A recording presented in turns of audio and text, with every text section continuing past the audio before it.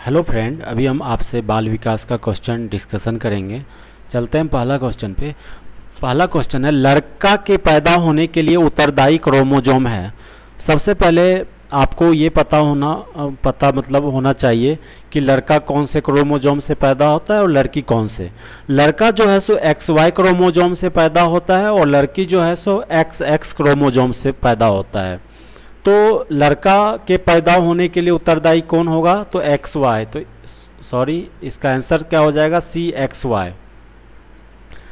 यहाँ पे इस तरह से भी क्वेश्चन आ सकता है कि पुत्र होगा, यह जो है सो किस पे डिपेंड करता है? तो यह पिता पे डिपेंड करता है। ऐसा क्यों होता है? क्योंकि आपको पता होना चाहिए कि XY क्रोमोसोम जो होता है वो पुरुष के पास होता है और XX क्रोमोसोम जो होता है महिलाओं के पास होता है।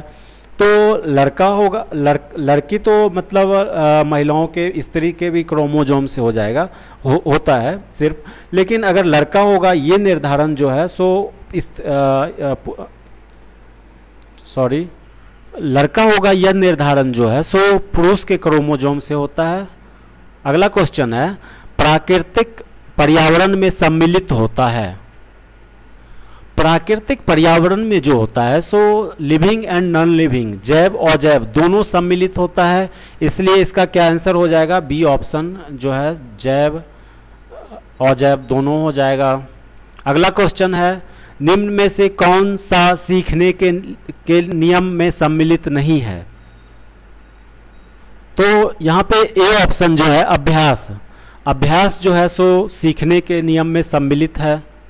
खेल भी है, सी ऑप्शन, ये भी सम्मिलित है। प्रभाव, ये भी सम्मिलित है। तत्परता जो है सो सीखने के नियम में सम्मिलित नहीं है। तो आंसर क्या हो जाएगा? तत्परता। क्या कह रहा है? शैशवावस्था मानव विकास की प्रमुख अवस्था है। कौन सा अवस्था है? जो गर्भावस्था होता है वो पहला अवस्था होता है और ये 9 महीना 280 दिन का होता है। और शैशवावस्था जो होता है ये 5 से 6 वर्ष आयु तक माना जाता है। तो क्या हो जाएगा? द्वितीय अवस्था। अगला क्वेश्चन है, बालक के व्यक्तित्व की नींव किस अवस्था में पड़ती है? शैशवावस्था, गर्भकालीन अवस्था, बचपना अवस्था। तो बालक का जो नींव है वो बचपना अवस्था में पड़ता है। तो आंसर क्या हो जाएगा? बचपना अवस्था। अगला क्वेश्चन है, विकासात्मक मनोविज्ञान में जीवन का अध्ययन किया जाता है। तो विकासात्मक मनोविज्ञान में है सो जीवन प्रयत्न अध्ययन किया जाते रहता है। तो क्या होगा आंसर इसका? सी हो जाएगा, जीवन प्रयत्न। अगला क्वेश्चन है, मस्तकाधोमुखी एवं निकट से दूर का क्रम किस क्रिया का अंग है? तो यह हो जाएगा विकास का अंग है। तो ये जो है सो विकास का अंग है। अगला क्वेश्चन है, पियाजे के अनुसार संज्ञात्मक विकास की अवस्था को बांटा गया है। कितने भागों में बांटा गया है? तो ये जो है सो 4 भागों में बांटा गया है। 4 भागों में बांटा गया है। और ये कौन कौन है? पहला है संवेदिक पेशीय अवस्था। ये जो होता है जन्म से 2 वर्ष तक होता है। संवेदिक पेशीय अवस्था जो होता है ये जन्म से 2 वर्ष तक होता है। दूसरा जो है पूर्व संक्रियात्मक अवस्था होता है जो 2 से 7 वर्ष तक होता है। तीसरा होता है मूर्त संक्रियात्मक अवस्था जो 7 से 12 वर्ष तक होता है। चौथा जो होता है, लास्ट जो होता है अमूर्त संक्रियात्मक अवस्था 12 से 15 वर्ष तक होता है। तो क्या हो जाएगा इसका आंसर? ए हो जाएगा, 4 भागों में बांटा गया है। अगला क्वेश्चन है, अनुकरण की प्रक्रिया में सर्वप्रथम शिशु अनुकरण करता है व्यंजन वर्णों का, स्वर्ण वर्णों का, स्वर व व्यंजन वर्णों का। तो सर्वप्रथम जो है सो स्वर्ण वर्णों का अनुकरण करता है। तो आंसर हो जाएगा बी, स्वर्ण वर्णों का। अगला क्वेश्चन है, मास्टर ग्रंथि के नाम से जाना जाता है। तो मास्टर ग्रंथि के नाम से जो जाना जाता है वो पीयूष ग्रंथि होता है। ये मास्टर ग्रंथि के नाम से क्यों जाना जाता है? क्योंकि ये जो है पूरा ब्रेन को कंट्रोल करता है, इसलिए जो है सो इसको मास्टर ग्रंथि के नाम से जाना जाता है। तो क्या हो जाएगा? डी, पीयूष ग्रंथि। अगला है, बालक का प्रथम पाठशाला है, ए परिवार, बी समाज, सी गांव, डी विद्यालय। तो बालक का जो है प्रथम पाठशाला क्या होता है, वो परिवार होता है। अगला क्वेश्चन है, बालक का सामाजिक विकास प्रभावित होता है। ऑप्शन है सामाजिक आर्थिक स्तर से, विद्यालय से, परिवार से। तो सामाजिक विकास जो है सो प्रभावित होता है इन सारे चीज़ों पे, इन्वायरमेंट पे भी पड़ता है, फैमिली के जो है सो रहन सहन पे, क्या उसका माहौल है उस पर भी डिपेंड करता है, सामाजिक आर्थिक पे भी डिपेंड करता है। तो क्या हो जाएगा आंसर, इनमें से सभी। अगला क्वेश्चन है, सृजनात्मक की पहचान होती है। सृजनात्मक क्या होता है कि कोई भी नया चीज करना, मतलब क्रिएटिव काम करना। तो पुराने व्यवहार से ये तो मतलब गलत ही है। चित्रकला से, चित्रकला कोई सृजनात्मक चीज़ नहीं हुआ, संगीत से ये भी नहीं हुआ। तो नवीन परिणाम से, कोई नया काम करने से। तो आंसर क्या हो जाएगा, डी, नवीन परिणाम से। अगला क्वेश्चन है 14, हम करके सीखते हैं किसने कहा था। तो हम करके सीखते हैं डॉक्टर मेस ने कहा था। अगला क्वेश्चन है 15, समस्या बालक है। ए ऑप्शन है चोरी करने वाला, झूठ बोलने वाला, बी ऑप्शन है, सी ऑप्शन है माता पिता का कहना ना मानने वाला। तो ये सारे जो समस्या होता है बालक में होता है। तो इसका आंसर क्या हो जाएगा, डी, इनमें से सभी। अगला क्वेश्चन है, बालक का मानसिक स्वास्थ्य निर्भर करता है, मतलब मेंटल हेल्थ निर्भर करता है विद्यालय पे, परिवार पर, समुदाय पर। तो बालक का जो मेंटल हेल्थ है सारे चीज़ पे डिपेंड करता है विद्यालय पे, वहाँ किस तरह से उसे सिखाया जाता है, किस तरह का उसे संस्कार दिया जाता है, परिवार पे, समुदाय पे। तो क्या हो जाएगा, इनमें से सभी। अगला क्वेश्चन है, तो हस्तशिल्प की शिक्षा दी जानी चाहिए। तो क्या होगा कि हस्तशिल्प मतलब एक स्किल हुआ जिससे वो कुछ काम करके कमा सकता है।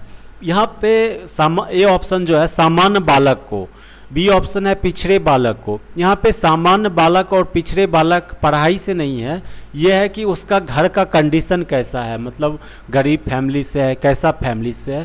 तो हस्तशिल्प का जो शिक्षा है वो पिछड़े बालकों को देना चाहिए, क्योंकि वो जो है सो कुछ मतलब काम करके कुछ कमा सकता है। तो आंसर क्या हो जाएगा, पिछड़े बालकों को। अगला क्वेश्चन है, निरीक्षण विधि में किया जाता है। ए ऑप्शन है अपना अध्ययन, बी ऑप्शन है अपने व्यवहार का अध्ययन, सी ऑप्शन है दूसरे के व्यवहार का अध्ययन, डी ऑप्शन है व्यवहार विश्लेषण। तो इसमें जो है सो निरीक्षण विधि जो होता है, इंस्पेक्शन, इसमें दूसरे के व्यवहार का जो है अध्ययन किया जाता है। तो आंसर हो जाएगा सी, दूसरे के व्यवहार का। अगला क्वेश्चन है 19, सतत व्यापक मूल्यांकन में व्यापक शब्द का अभिप्राय है, मतलब व्यापक शब्द का क्या मतलब है। तो सतत व्यापक मूल्यांकन में जो है व्यापक जो है सो संज्ञात्मक और ससंज्ञात्मक दोनों से है। तो क्या हो जाएगा आंसर इसका, ए और बी दोनों हो जाएगा। अगला क्वेश्चन है 20 नंबर, ब्रेन लिपि का प्रयोग निम्न में से किन के लिए किया जाता है। तो ब्रेन लिपि जो है दृष्टि बाधित बच्चों के लिए किया जाता है। तो आंसर हो जाएगा डी, दृष्टि बाधित। अगला क्वेश्चन है, बुद्धि पर वंशानुक्रम का प्रभाव होता है, किसने कहा। तो बुद्धि का जो है वंशानुक्रम का जो प्रभाव होता है, ऐसे तो होता नहीं है बट हल्का फल्का होता है। तो ये जो है सो गैसल ने कहा था। तो आंसर क्या हो जाएगा, ए हो जाएगा गैसल। अगला क्वेश्चन है, मनुष्य का व्यवहार मुख्यतः किससे प्रेरित होता है। ए ऑप्शन कौशल है, बी क्षमता से, सी अभिवृत्ति से। तो मनुष्य का व्यवहार जो है सो अभिवृत्ति से प्रेरित होता है, इंस्पायर होता है। अगला क्वेश्चन है, व्यक्ति से संवाद करने की प्रक्रिया क्या कहलाती है। तो व्यक्ति से संवाद करने की जो प्रक्रिया होता है उसे संप्रेषण कहते हैं। तो क्या हो जाएगा, संप्रेषण।